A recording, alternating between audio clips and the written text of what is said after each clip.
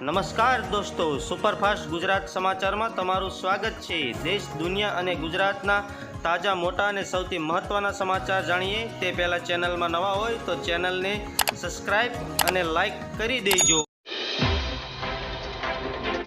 નમસ્કાર મિત્રો, દર વર્ષે ડિસેમ્બર અને જાન્યુઆરીમાં ગુજરાતમાં ઠંડીનો ચમકારો અનુભવ હોય છે। હવે ડિસેમ્બર મહિનો પણ પૂર્ણ એક જ અઠવાડિયું બાકી છે, તો પણ લઘુત્તમ તાપમાન 3 થી 5 ડિગ્રી નોંધાયું છે। વહેલી સવારે જ તેમજ રાત્રે લોકો ઠંડીનો અનુભવ કરીએ છીએ।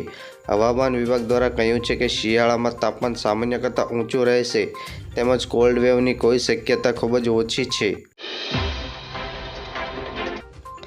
ફટાફટ બીજા સમાચારની વાત કરીએ તો રાજ્યમાં હાલ એક મુદ્દો બધાના મોં પર ચર્ચા દેખાય છે।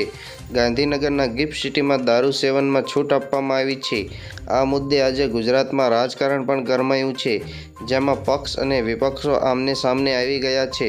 તો આ મુદ્દે રાધનપુર ભાજપના ધારાસભ્ય અલ્પેશ ઠાકોરે પણ અનેક નોંધનીય નિવેદન આપ્યા છે, જેમાં તેમણે જણાવ્યું છે કે ગિફ્ટ સિટીમાં કોઈ પણ આવીને છાંટકા બનીને ફરી શકશે નહીં।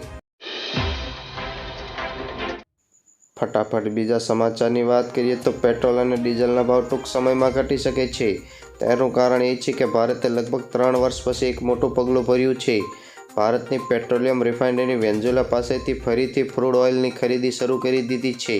વિશ્વની સૌથી મોટી પેટ્રોલ રિફાઇનરી માલિક રિલાયન્સ ઇન્ડસ્ટ્રીઝ આ મામલે વેન્ઝુલા પાસેથી સીધો સોદો કરે એવી અપેક્ષા છે।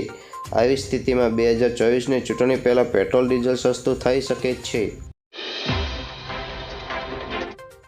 ફટાફટ બીજા સમાચારની વાત કરીએ તો કેન્દ્રીય ગૃહમંત્રી અમિત શાહ ગુજરાતના પ્રવાસે છે, જેમાં પીએમ સ્વનિધિ યોજના લાભાર્થીઓ સાથે સંવાદ કર્યો છે। ત્યારે અમિત શાહે જણાવ્યું છે કે લાભાર્થીઓને મળીને આનંદ થયો છે।